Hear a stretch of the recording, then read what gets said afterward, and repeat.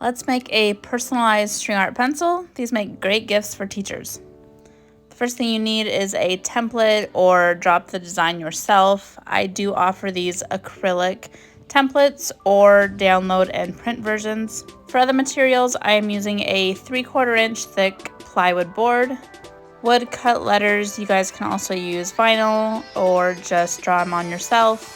And nails that are about 1 1/4 inch long. I have some similar linked in the description below. First thing you're going to do once your template is secured is to mark where each nail hole is. For these acrylic templates, there are holes cut through the template itself, so I can just use a pen to mark each spot.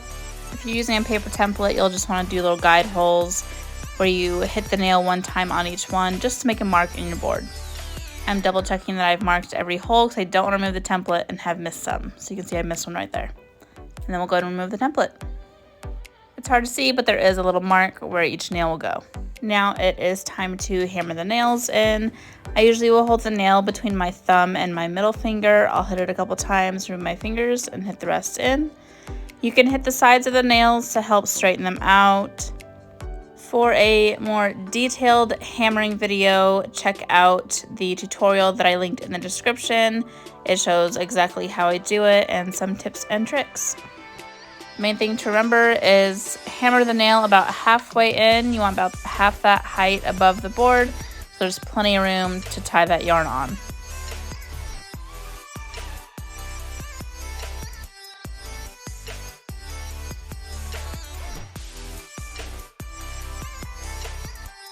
Once the hammering is done, it is time to string. One thing I also offer are string art kits. You'll get all these materials shown right now, plus these bundles of yarn. If you're making this all on your own, just make sure to buy yarn colors for each section. We are starting off with the main pencil section, so I'm using a yellow. I just do a loop up in the air to start off, and I tuck it onto a nail and pull it tight.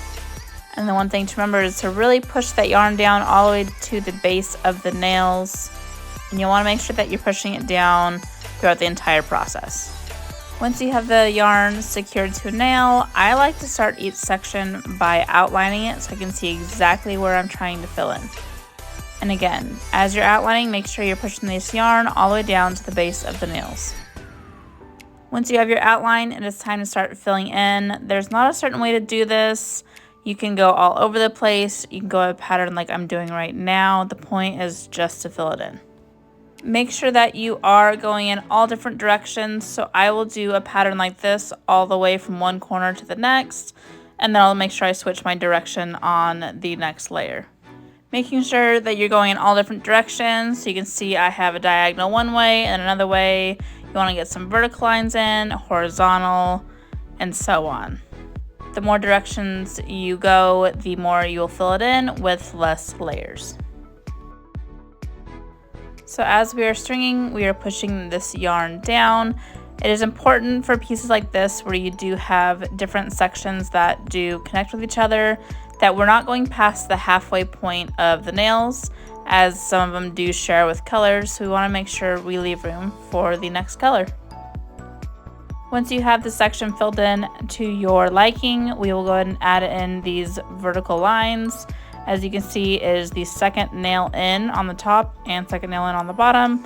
And we'll go over to the second to last on the top and the bottom. And I just weaved back and forth on those. Now I'm going to go ahead and start outlining this section again to give it a nice smooth finish. And if you want, you can go back up and down these lines again just to make it a little bit thicker. Notice when I did these the first time, I kind of did a crisscross, and then these times I went up the right side and came back down the left side. And we're just finishing this outline, and it's time to tie it off.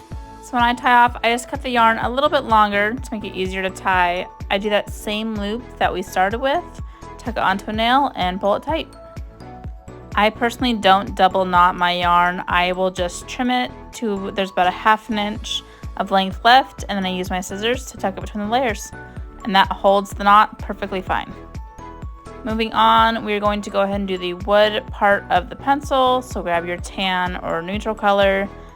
We started with that same loop as before, tucked it onto a nail in the section, and we are outlining. It does get a little funky on this part because you are pushing it all the way down to the board, and then it's up above those yellow layers where it connects to the pencil. So they're kind of uneven, but you're still just pushing down as much as you can. And this is what I meant when I said make sure you only go about halfway up the height of the nail. So now we're using these nails that connect with the yellow, but there's still plenty of room for us to add this tan color. But on those nails that connect the yellow and the tan together, those will get all the way filled up now with the tan. We're just making sure we're going just halfway up where the lead part of the pencil is going to be.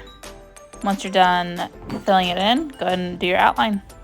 And of course, after your outline is finished, we will go ahead and tie off. I cut the yarn a little bit longer, make that loop, cut it, and tuck the end. Next up will be the pencil tip. So you'll grab your black yarn and do the same process over again. This part will go very fast as it is a very little section.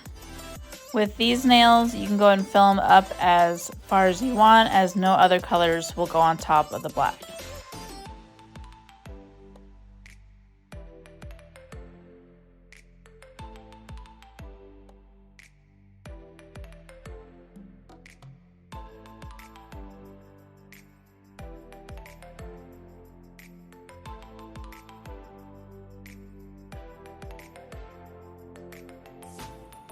The next section is the eraser, so grab your pink yarn and you'll just go through and do the same steps as you've been doing this entire time.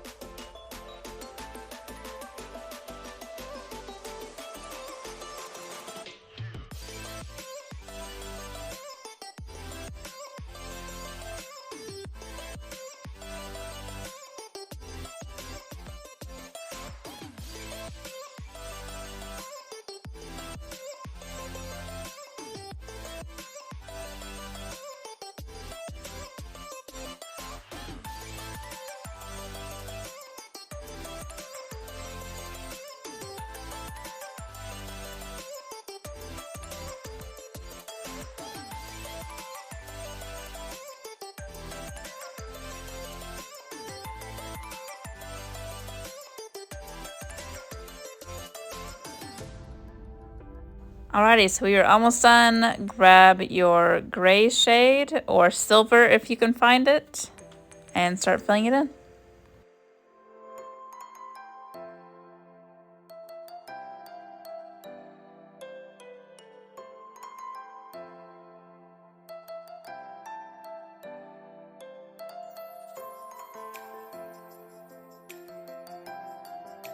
So with this section, we will do what we did for the yellow. We're going to add a little horizontal line on this one through the middle nails.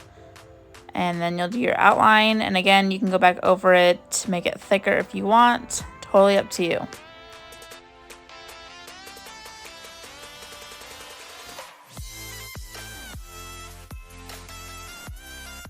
Stringing is officially finished. I hope you guys are super happy with how your pencil came out.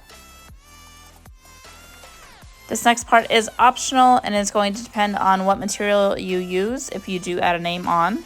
I'm using wood letters so they can be painted with acrylic paint or some of these paint pens. The paint pens are very nice and very easy.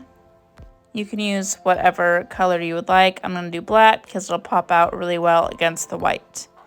Again, you can either use these wood letters, you can do some vinyl lettering, you can paint on the name yourself if you have some good handwriting. It is totally up to you.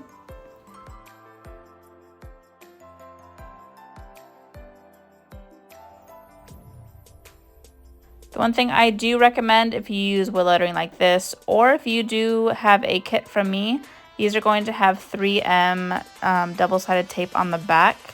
So you'll just peel off the backing and stick them to the board. I do recommend going ahead and laying out the lettering first to make sure you like how it looks.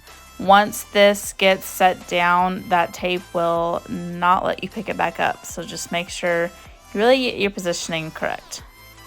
You are able to lay it back down on the board. Just don't push it down until you have your positioning exactly how you want it. So you can see I'll just lay it down very softly and then move on to the next.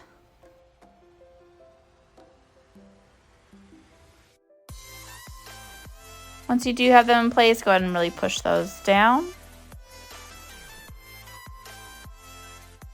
We'll just put on this last part, and now we have a wonderful gift for a special teacher. If you enjoyed this tutorial, make sure to subscribe to my channel for more. And if you're interested in purchasing a template and supporting my small business, check the description below showing how to do that.